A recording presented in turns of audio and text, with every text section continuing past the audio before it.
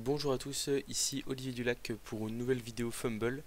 On démarre sur un petit match, c'est le troisième match. On était plutôt bien parti dans la ronde si je dis pas de bêtises. De toute façon, comme on avait perdu la première ronde, on va affronter des adversaires qui sont un peu plus faibles. Alors le titre est vendeur, mais cependant j'ai quand même du contenu à vous proposer. Alors ce qu'il faut savoir c'est que là on va voir un peu comment tuer un match quand on a un tour de chance qui nous permet notamment en léger de retourner totalement un match. Et en plus on va le voir que le match est loin d'être parfait, il y a quand même des choses à dire par rapport à ça. Et même si il est assez spectaculaire, voilà. On essaye toujours de progresser sur les vidéos Fumble, on voit qu'il y a Placement Blood Bowl 3, on le comprend au vu des visuels. Cependant au niveau de l'intérêt tactique, il y a quand même souvent des choses à retirer. Donc on essaie ici de trouver des trucs intéressants. Le match-up contre de l'orc, je l'aime pas trop. Orc humain, j'aime pas trop les affronter avec mes Skaven. Tout simplement parce qu'il y a un lanceur euh, enfin, sur hand, donc ça veut dire prise sur, qui permet en fait d'annuler ma compétence arracher la balle. Mon cutter ici avec arracher la balle qui va donc être un peu inutile sur ce match. Et puis bah disons que ça tape fort, ça va quand même assez vite, notamment avec les gros 4 de force qui se déplacent à 5 de mouvement et les blitzers qui se déplacent à 6 avec bloc. Donc autant dire que c'est pas un match qui est facile. On va le voir, le match va très vite tourner, enfin très vite, très vite tourner. Alors on va le démarrer tranquillement. Donc l'adversaire, je sais plus, on va vérifier tout de suite. Euh, j'ai pas eu le coup d'envoi, mais j'aurais choisi de défendre dans tous les cas, hein, je fais tout le temps ça. Voilà. Déjà, on a pas mal de réussite sur la loss. On le voit là, il y a que 2 Skaven sur 3 qui tombent par terre.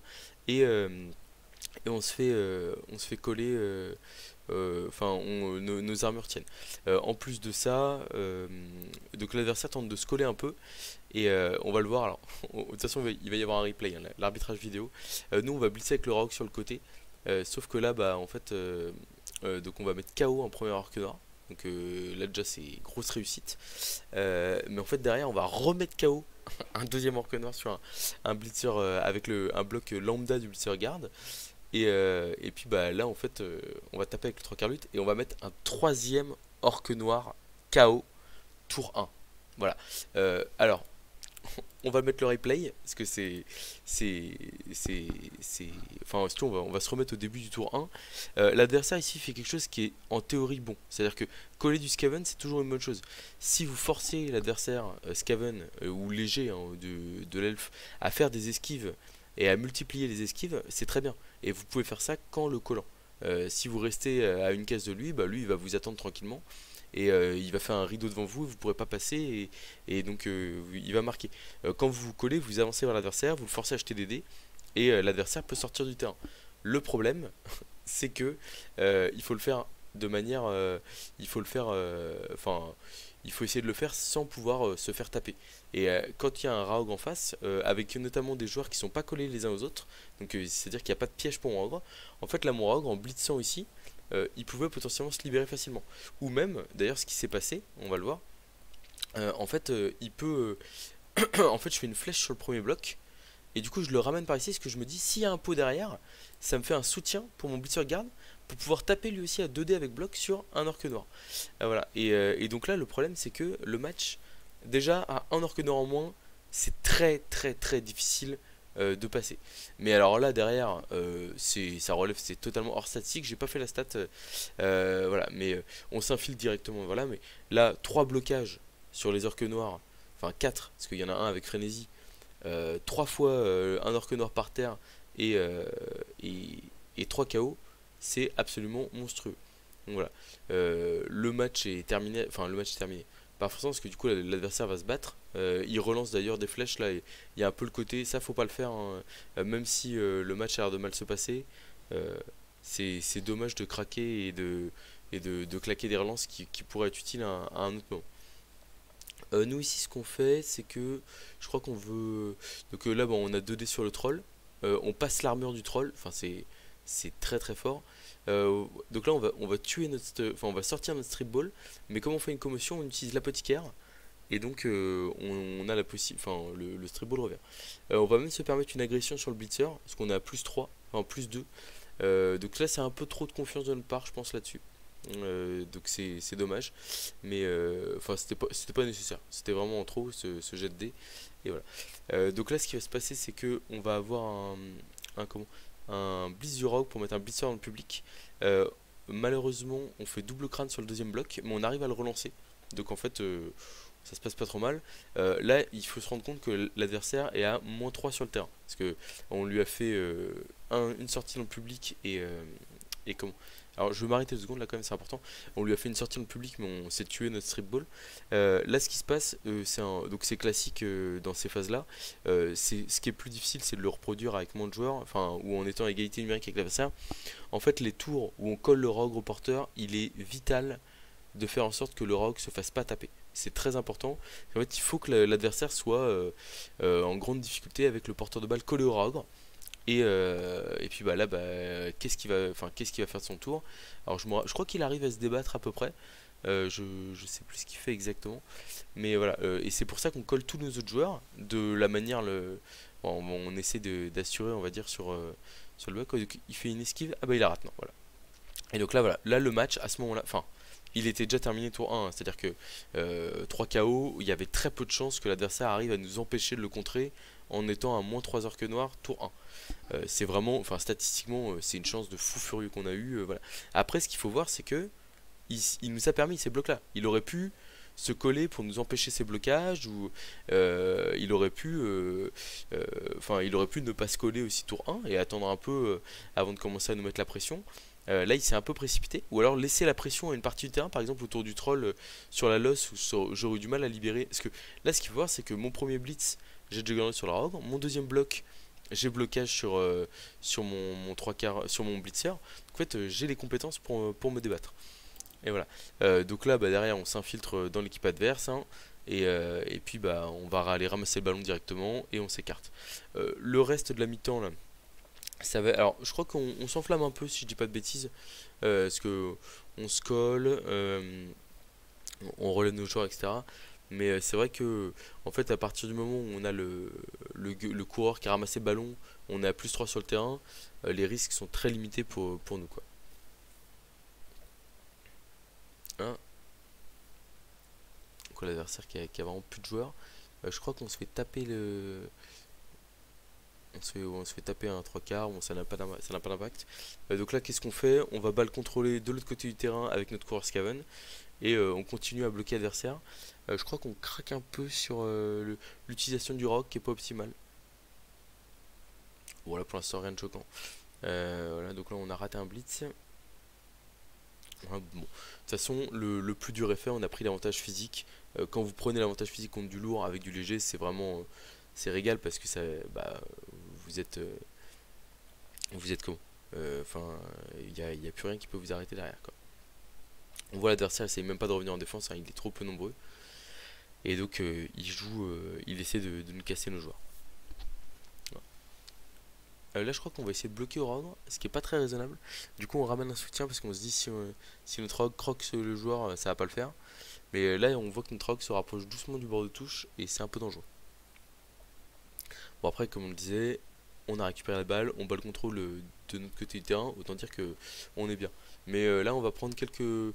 Voilà, enfin, là ça fait 2 publics qu'on prend, si je dis pas de bêtises. Peut-être un seul. Non mais c'est ça, ouais. On a pris un public tour 6, un public tour 7, c'est un peu dommage. En fait on n'a pas, on a pris l'avantage, on n'a aucun intérêt à prendre des risques là comme on l'a fait. Donc même si nous on peut riposter avec des publics, hein, genre on les fait pas, enfin en fait c'est juste qu'on fait pause sur les blocages avec comment, avec, donc là on se permet en plus un petit chaos sur le blocage, mais nous on fait pause sur les blocages avec le rogue, donc en fait on n'arrive pas à mettre, il y a le passeur qui aurait dû finir dans le public, et le blitzer. Là d'ailleurs on a un autre joueur qui aurait dû finir dans le public, mais on n'y arrive pas non plus, donc bon, c'est pas grave, voilà. Et donc en fait ce qui s'est passé aussi, c'est on s'est pas enflammé. Alors ça c'est très important, on ne s'enflamme pas sur les c'est le match se passe très bien, mais en fait on ne s'enflamme pas sur la fin de la première mi-temps. C'est-à-dire que il ne fallait surtout pas, enfin c'était très important de réussir à balle contrôler l'adversaire et de marquer tour 8, même si on avait pris l'avantage physiquement très tôt. Parce qu'en fait si l'adversaire réussit 3 jets de KO, enfin réussit 2 ou 3 de ces jets de KO, et se retrouve se retrouve à réattaquer en situation très correcte au niveau numérique, bah en fait on est comme des cons et on a marqué trop tôt. Et l'adversaire va égaliser un partout à la mi-temps.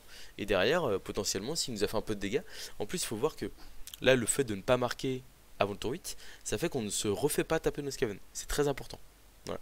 Il y a vraiment un côté où j'insiste là-dessus. Il faut être raisonnable, quoi.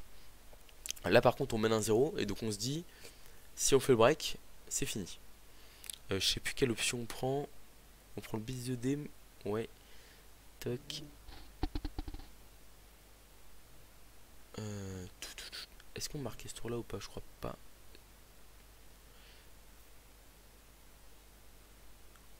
Là il y a un blitz, il y a un blocage indé que je comprends pas. Bon, c'est un peu étrange. Mais donc là on fait un 1 qu'on relance, mais c'est pas trop important. L'adversaire de toute façon là pour revenir. Ouais, il était à fond de son mouvement, que enfin on l'avait pris de vitesse.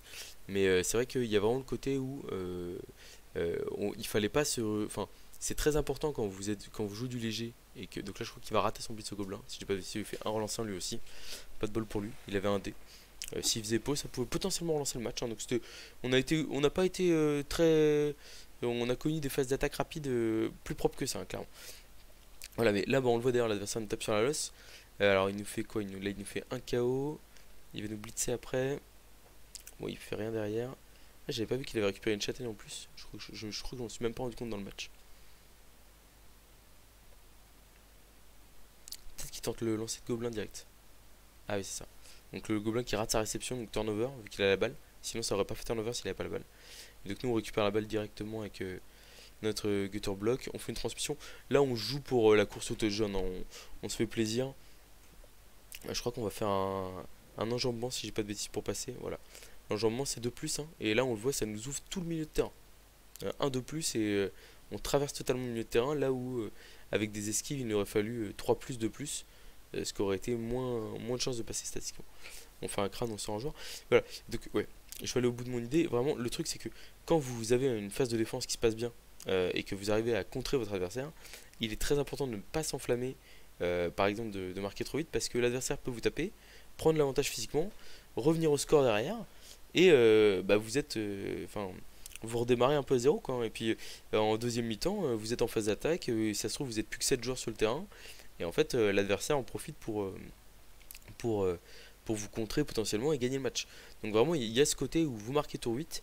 Là en plus il y avait beaucoup de KO. Donc les KO on n'a pas envie de. Enfin, plus si on avait marqué avant le tour 8, ça veut dire qu'on aurait laissé deux tentatives à l'adversaire de revenir à. Enfin de faire revenir ses joueurs. Là où vu qu'on a marqué tour 8, on lui a laissé une seule chance. C'est c'est le son dernier tour.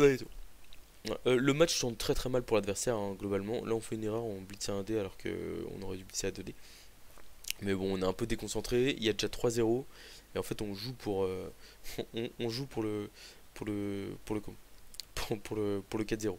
Mais c'est vrai que on va enfin on se là, typiquement on fait des skis de partout et tout, on s'infile dans l'équipe adverse, on est vraiment assez horrible. Mais donc là en plus l'adversaire qui fait double crâne alors qu'il a plus de relance. On utilise une dernière relance pour marquer le 4-0. Et on se dit, alors pourquoi est-ce qu'on marque le 4-0 sans l'aura? Parce qu'on se dit, si on tire blitz, ça peut potentiellement faire 5-0. Je crois que du coup il y a time out, donc l'adversaire perd un tour. Et voilà, il redémarre directement par un double crâne. Vraiment un non-match total de l'adversaire, hein. Au niveau des dés, c'est une catastrophe. C'est dommage pour lui parce que bah, ça rend les choses pas hyper intéressantes. Mais il y a quand même des choses à retenir de ce genre de match. Et il y a le côté où en fait, bah, même si vous prenez l'avantage et que tout se passe bien pour vous et c'est génial, il faut être capable de se tempérer un peu et de pas marquer trop vite par exemple. Et en fait, ça nous a pas empêché le fait de mener que 1-0 à la mi-temps, ça nous a absolument pas empêché de détruire, enfin de gagner la 4-0 et même. Alors, on va jouer le 5-0, mais spoiler, on le rate. Je crois il y a un 1D si je dis pas de bêtises pour libérer notre gutter qui est en position de marquer. Ouais, c'est ça. Et en fait, on le rate. On fait crâne sur leur canard.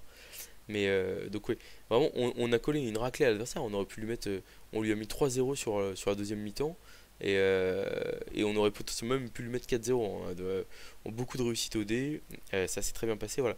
Mais il faut absolument être capable de rester zen. Là on le voit sur le match, on a pris 4 sorties, parce que enfin il y en a une qui a été faite par notre rogue qui a été sauvée par l'apothicaire. Donc merci l'apothicaire, hein. Mais c'est vrai que c'était pas, enfin c'est, il faut savoir absolument rester calme même quand les dés tournent très très bien pour vous. Voilà, ce match enfin, il est littéralement gagné tour 1, hein. Je veux dire, les 3 KO sur les orques noirs, il y a très peu de chances que l'adversaire s'en remette. Je veux dire, à moins de me fracasser mon équipe sur les tours suivants et d'arriver à tenir le 0-0 ou par miracle d'aller marquer, enfin, le match s'est quasiment plié. Avec 3 orques noirs KO tour 1, enfin, en défense en plus, c'est rarement vu. Pour le coup, on a eu beaucoup de réussite. L'adversaire a eu des très mauvais dés, mais il faut savoir en profiter. Et ça, c'est pas forcément gagné. Donc voilà, j'espère que au-delà du tour de chance de folie tour 1, ça vous aura été utile là-dessus. Parce que c'est vrai que même si ça m'arrive souvent de mettre des gros scores, notamment au tournoi, des 4-5-0, des choses comme ça, souvent l'écart à la mi-temps est assez serré, hein. C'est-à-dire que enfin, quand on contre et qu'on marque rapidement, c'est que on n'a pas eu le choix. Sinon, un bon contre, c'est le contre 1-0 tour 8, où derrière vous enfoncez les choses en mettant le 2-0 tour 10, quoi.